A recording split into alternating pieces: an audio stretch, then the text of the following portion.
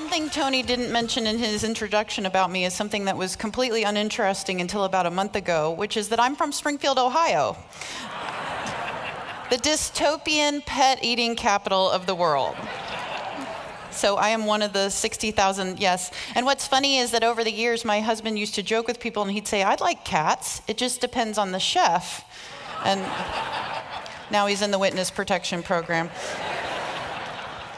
Anyway, back to consumer activism, which became my life's passion when I realized that stalking NHL players wasn't a viable career path. So about 20 years ago, at the height of the same-sex marriage debate in the States, I decided that it was silly to go to work at FRC every day, spending my days fighting for values and then turn around and spend my money in the places that attack everything I stand for.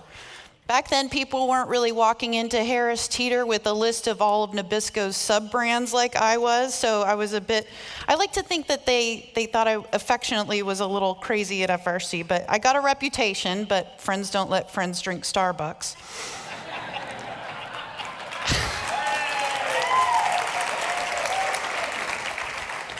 I still maintain that one of the best presents I've ever gotten is a set of gift cards to companies with the lowest corporate equality ratings. Thank you, Lindsay.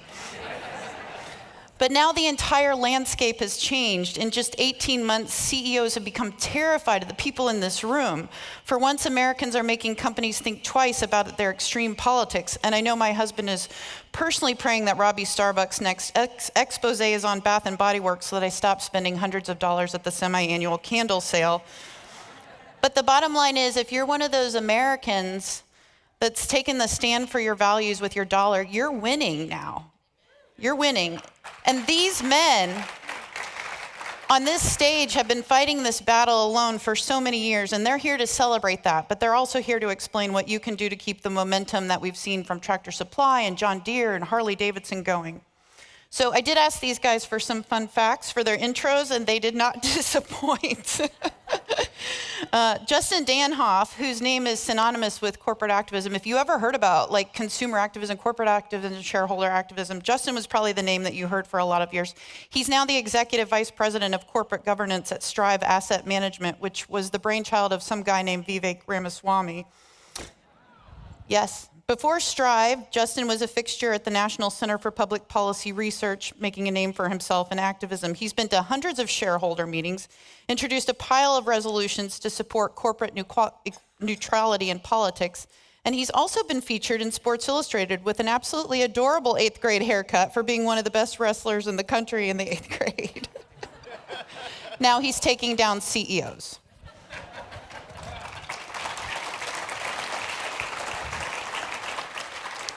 Stephen Soukup spent years being disillusioned by the financial industry, which prompted him to write The Dictatorship of Woke Capital, a book the Wall Street Journal called one of the top 5 political books in 2021.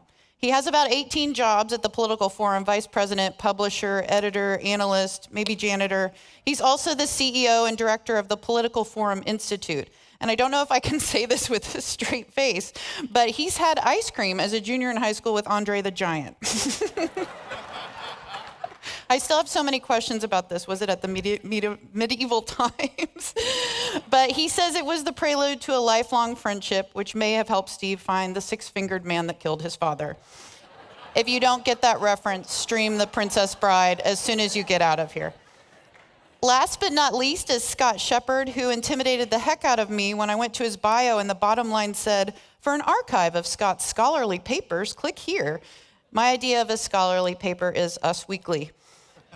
He's the general counsel at the National Center for Public Policy Research, and he also serves as the director of the National Center's Free Enterprise Project, which is one of the first organizations that focused on the woke takeover of American corporate life. His fun but equally terrifying fact is that he was pulled aside and questioned by the Secret Service at a presidential debate. He assures me this was 1992, and we have nothing to worry about. Welcome to our panel.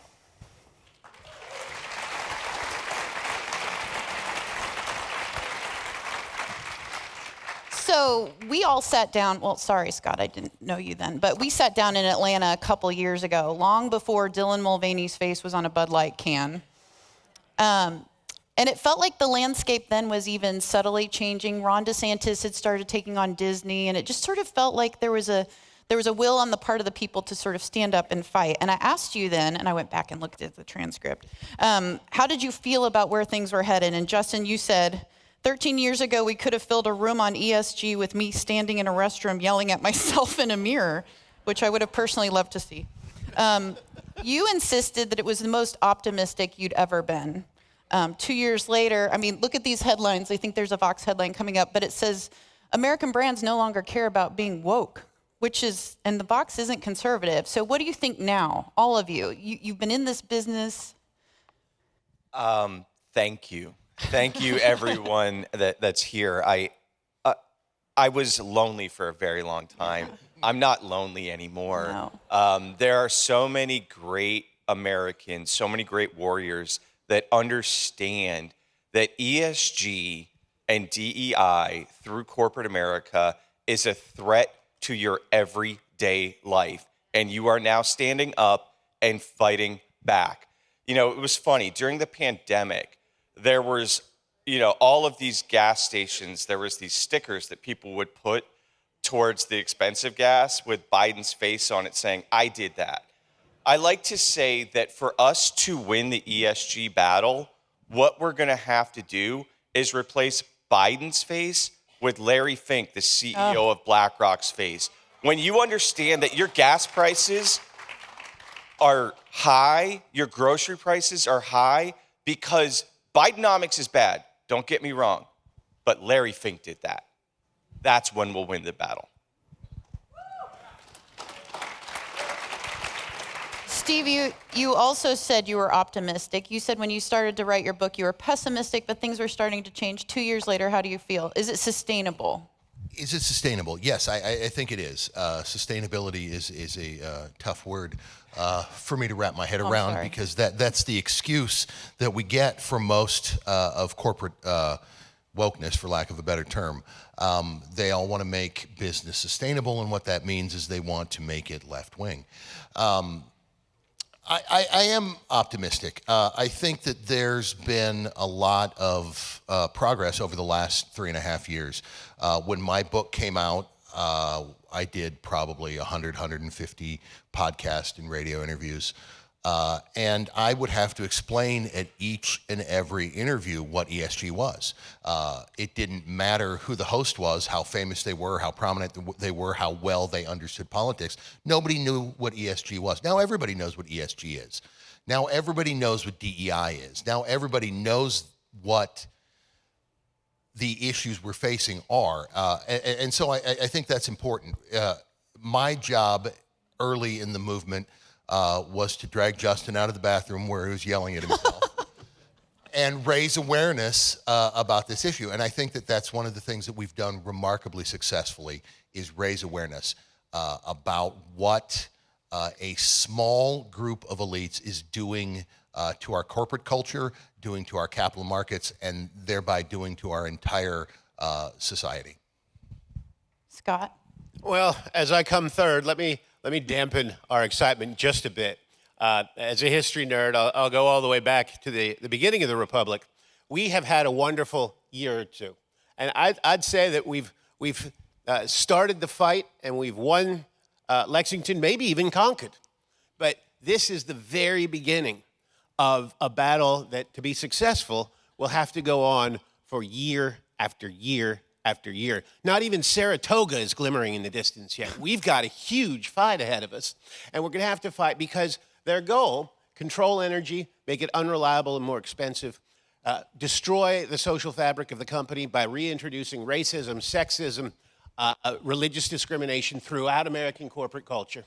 Right? What they want to do is destroy everything so that they can constrain our lives and they can live. I know this sounds conspiracy nut. It's absolutely true. So they can live from Davos as a world noble class controlling our lives.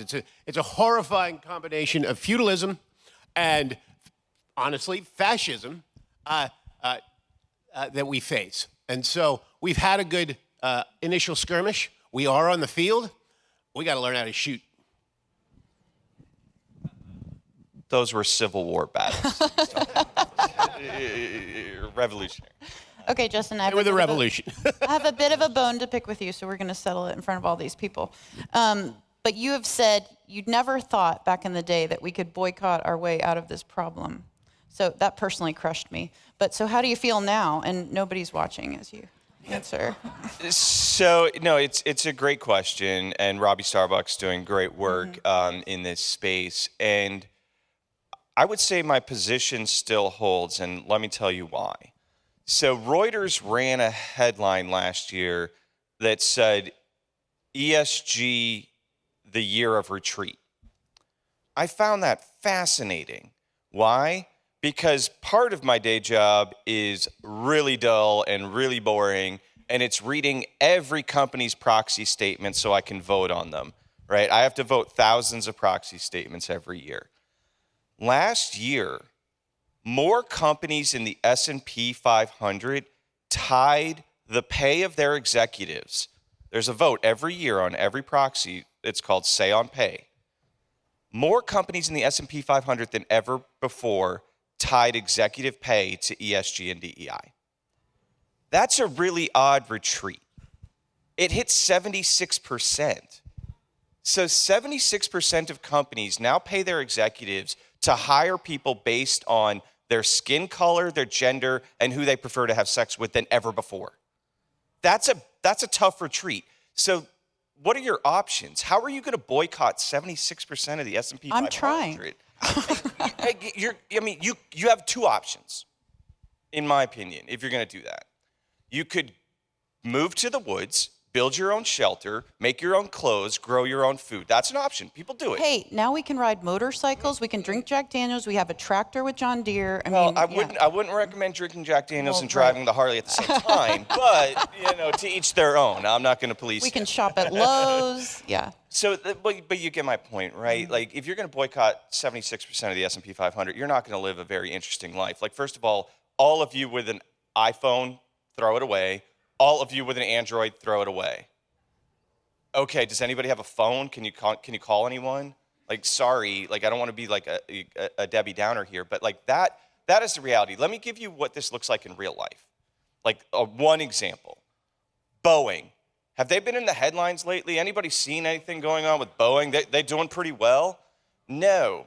I mean, there's two astronauts that went up to the International Space Station on the Boeing Starliner. It was supposed to be 8 days. They're going to be there 8 months.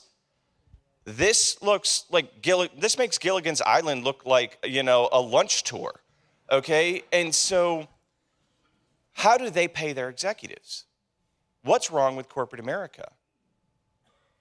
They pay their executives on 5 metrics, okay?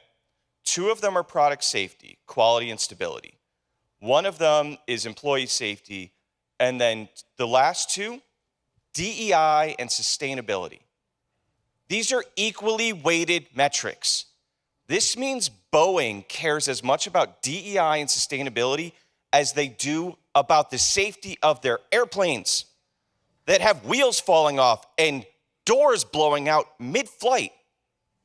Okay? So how did they rate this last year?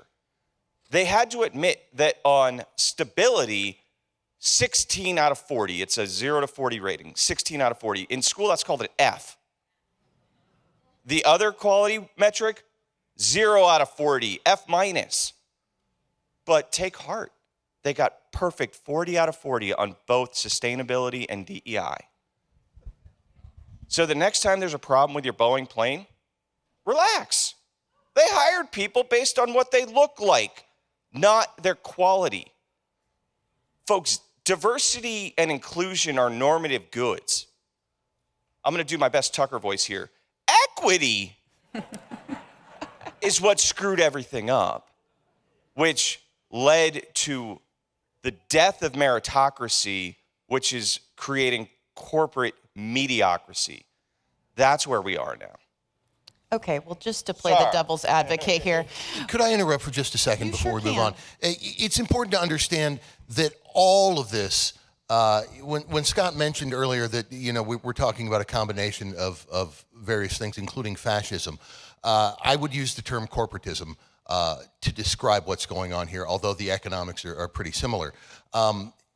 if you go back and look at some of the headlines for Boeing in 1996, 1997, what you'll find is the Secretary of Commerce, Mickey Cantor, running around the world, particularly to China, to use the power of the United States federal government to push Boeing planes on the Chinese government, to try to compel the Chinese to buy Boeing planes instead of Airbus. There were only two primary manufacturers in the world of large passenger planes, and the United States government was integrating into the business model of the American, one of those two companies. And so the problems at Boeing predate any of ESG or DEI or any of this. The problems at Boeing start with its inability to function on its own and its reliance on government and politics to make up the difference. And this dates back, as I say, 30 years. Well, on the boycott front, Don't let me down, Scott. You're new. Okay. To continue the history nerd theme, wars are not won by evacuations. 10 points if you know who I'm quoting. Boycotts are fine, right? And I think they're the right thing to do if they're sustainable in all of these other categories, but it's not enough. You've got to get in the fight. If you own shares, we put together an app, the Free Enterprise Project did recently, Proxy Navigator. You can go automate your proxy votes so that they're voted in the way you want, your values and our values. And then it's a very quick process, but you've got to, if you are getting a pension, you've got to make sure that pension is following fiduciary duty, not voting according to ESG, and sue them if they are. If you've got some kind of a client relationship with BlackRock or State Street or Vanguard, they're violating their fiduciary duties every time they speak at this point. They're the greatest confounders of solemn duty in the history of the business world. It's astonishing. So boycott if you wish, but stay in the fight. I will say, I think this is a three-pronged war. You have the consumers who are going to the store deciding what they buy based on what Robbie Starbuck's posting. You also have the state legislatures and the comptrollers and the treasurers who are saying, we're divesting from BlackRock, State Street, and Vanguard.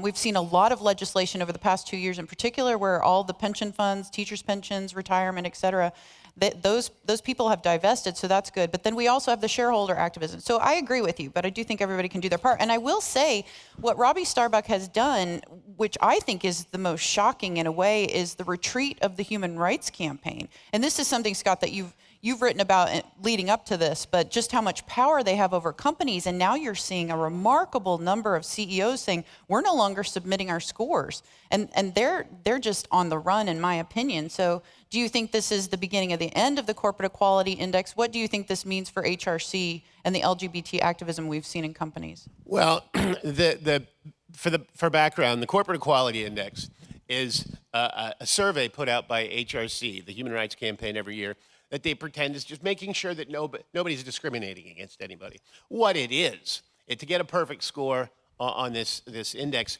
you have to affirmatively sign up your corporation for the left-wing position on some of the most toxic and extreme political concerns that trouble us, right? And so it's an admission by the people who get the 100% score of a breach of fiduciary duty every day in every way.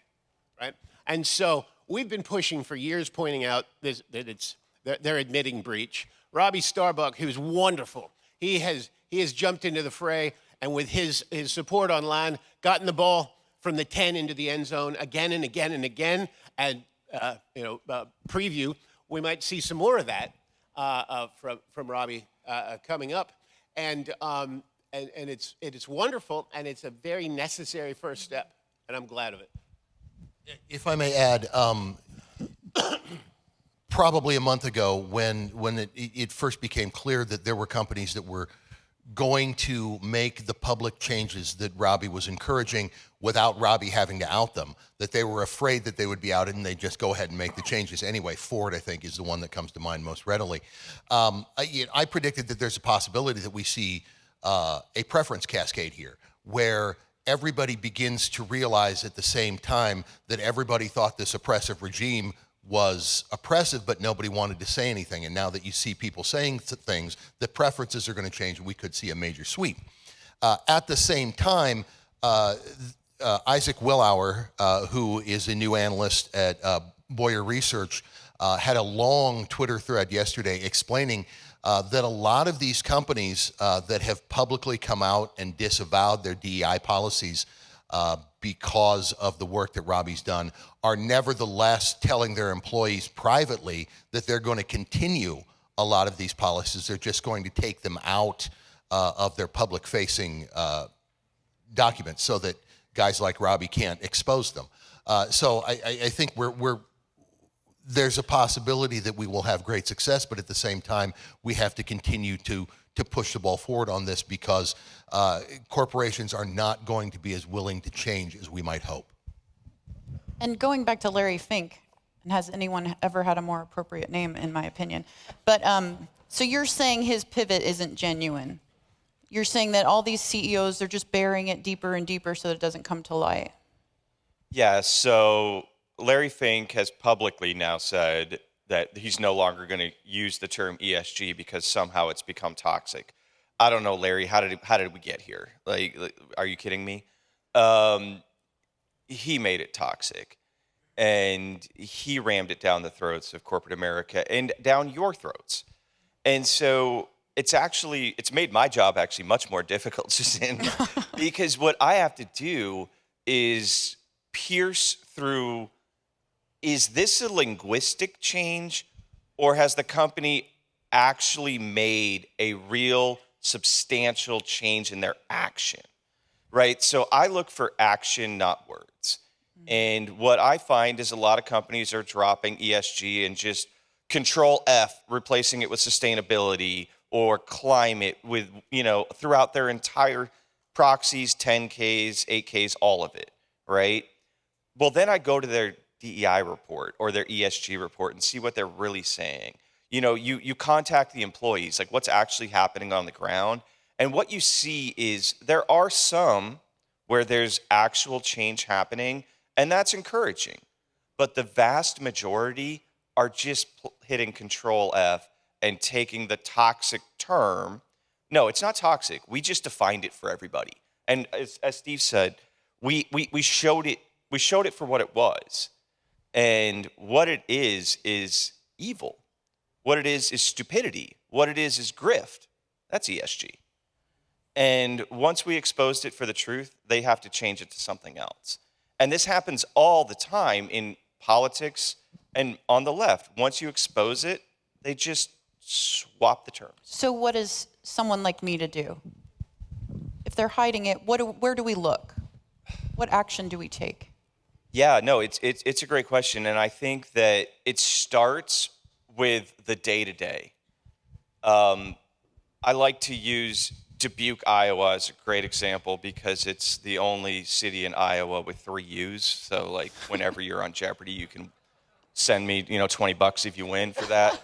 But do you think the Starbucks manager in Dubuque, Iowa agrees with the woke policies that come out of Seattle's headquarters?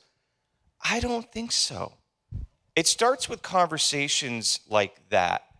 The Delta pilot, when you get on a plane, that doesn't agree to fund the Human Rights Campaign, but their headquarters does. Talk with the pilot, talk with the manager, talk with the stewardess, talk with the person at your Kroger checkout line. Those conversations are super important because those folks don't agree with what corporate is doing, but they have no political power unless you empower them. So you guys can empower the folks because, again, this is in many instances, a bottom-up situation. Because guess who feels empowered? The super woke employees. They go to their managers and they demand, fund that gay rights parade, fund the Human Rights Campaign. What are we doing on this issue, that issue? They're all the time in their managers' faces. But the folks that believe what you and I believe, they just go to work, collect an honest day's pay, go home, love their spouse, love their kids. Folks, that's important, but that's not enough. It's not going to win. Engage with the people that you see every day, and you'll empower them. Absolutely.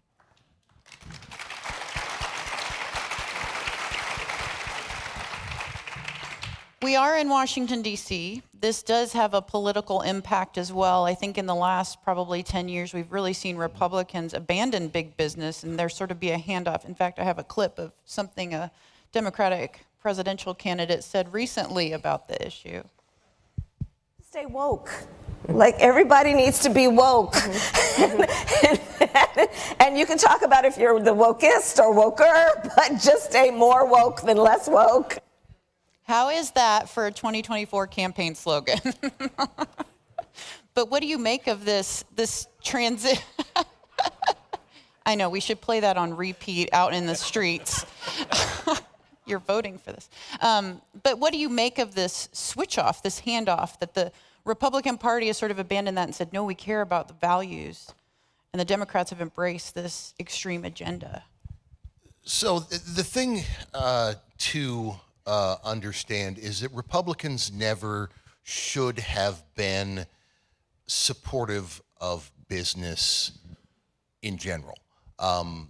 Republicans should be supportive of markets. Republicans should be supportive of shareholders. Republicans should be supportive of free enterprise. Big business has a tendency to consider big business before it considers anything else. And so you end up in a lot of cases with a collusionary relationship between big business and big government that doesn't serve anybody but big business and big government. And so the idea that Republicans should be supportive of big business is mistaken. Republicans need to be supportive of free markets and free enterprise and consumers, shareholders, workers, etc. Big business is not our friend. Scott?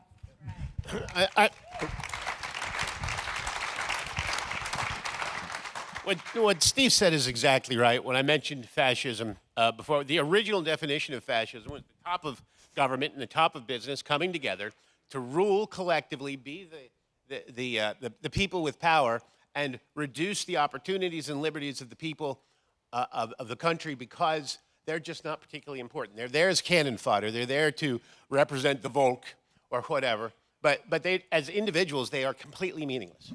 Right? That's the same, that what these clowns have in mind for us is exactly the same thing. Consider that they say they're not partisan, but the whole of government initiatives of the Biden administration were equity-based discrimination and decarbonization on political schedules, no matter what it did to all of us. Those are the twin goals, primary goals of ESG. That's exactly what they want to do, and we have to fight it, recognizing that this country and no country can function without free markets. So we need to be in favor of free markets. We need to be in favor of property rights, and we are. But we're on the right side of this fight, unlike the confused, say, Romney types, right?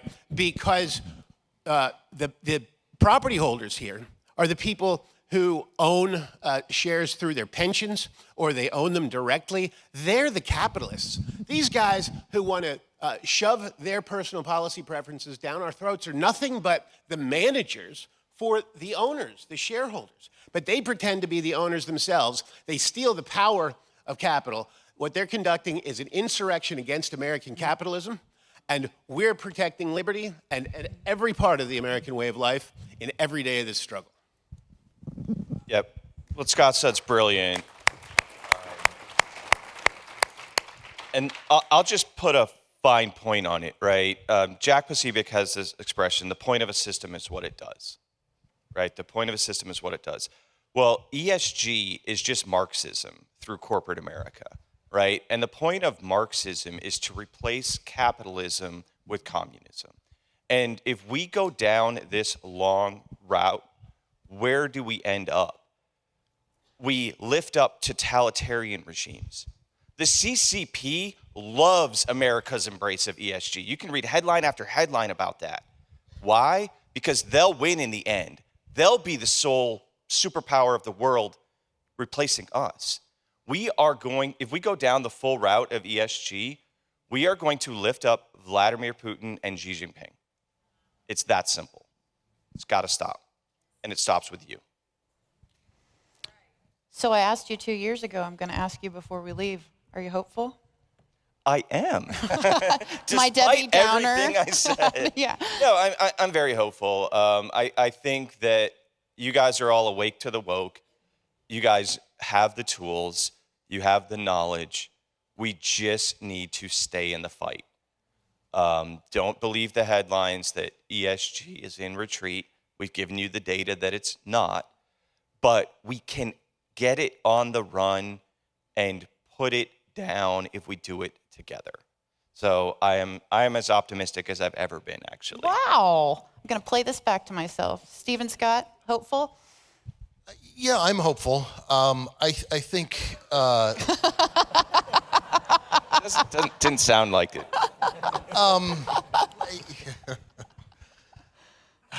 my hope is tempered. I'll say that. The administrative state in this country has an awful lot of power, and they intend to use that power to push back against our pushback against ESG. Most of what I did in graduate school was study organizational theory and study bureaucracy. And one of the key points that Max Weber made about bureaucracy is that it's responsive. In the ideal type, it's supposed to be responsive to the political leaders, that it does essentially what the political leaders want. Weber was wrong. The bureaucracy has taken on a life of its own. The administrative state exists outside of and beyond politics. And so pushing the administrative state back down, into the bathtub where Grover Norquist wanted to drown government, push the administrative state into that bathtub as well, is going to be a lot of work. It's going to be multi-years, multi-generations. And that's what we ultimately have to do in order to win this fight. So yes, I am optimistic compared to where I was 2 years ago, 3 years ago, 4 years ago, but I know that there's a lot of work left to do. When I was a little boy, one of my heroes, before a convention quite like this one, as a matter of fact, stood up and he said that the Soviet Union is a locus of evil in the modern world. And he was right, of course. Well, the Soviet Union's gone, and I know somebody else has the title of Father of Lies, but if your goal is to fight the Father of Lies here below, we know that he lives in Davos these days. That's the locus of evil in the modern Western world. And that's the power and the combination of power, the drawing in of power that we all have to fight. Well, I'm hopeful. You didn't have to ask me, because you guys who have fought this fight, unappreciated, unrecognized for so long, are finally seeing the fruit of what you're doing. So we thank you all as a collective movement. Thank you to our panel.